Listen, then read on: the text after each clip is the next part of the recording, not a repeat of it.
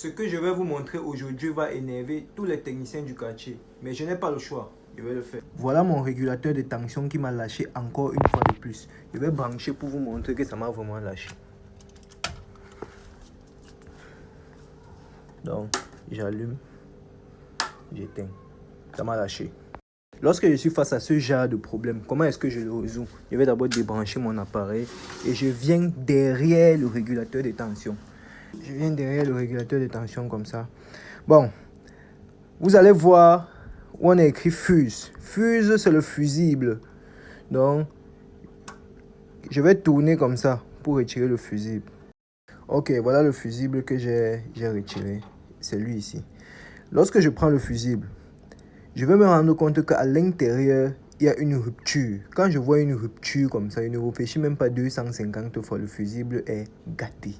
Et quand le fusible est gâté, il y a deux choses à faire. Soit il faut changer le fusible, soit il faut shunter. Il faut faire ce qu'on appelle un shunt.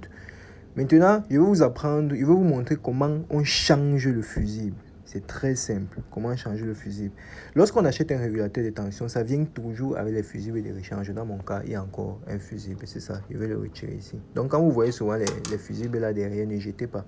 Prenez. Je vais changer le fusible. Pour changer le fusible, c'est très simple. Je viens juste, comme j'ai ouvert le derrière, où il y avait le fusible, je le mets dans le trou ici, comme ça.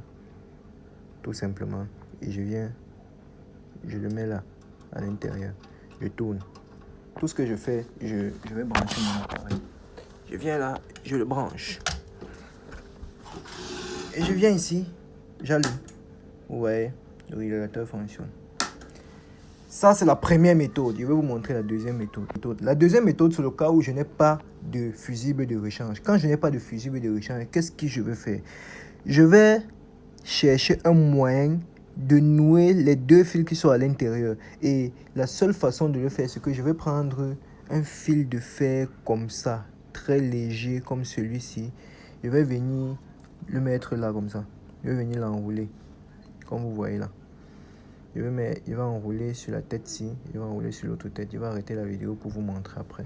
Regardez comment j'ai enroulé. J'ai enroulé pour que ça touche la première tête-ci. Ça touche aussi la deuxième tête. Donc j'enroule comme ça pour que ça tienne bien. Et je viens le remettre là, dans son trou. Et je ferme. Je le branche pour faire les tests. J'allume. Mon régulateur fonctionne. Oh là là, la vie est belle. Lorsque votre régulateur de tension se gâte à 90% des cas, c'est ça le problème. Il faut changer le fusible. Soit il faut changer le fusible, soit il faut shunter.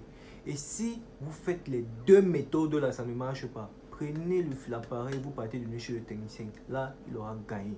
Donc, pour celui qui va dire que moi, je ne lui ai pas fait économiser 4000 francs aujourd'hui, je ne sais pas s'il va encore économiser une fois dans sa vie. Donc, portez-vous bien. À demain pour une autre astuce.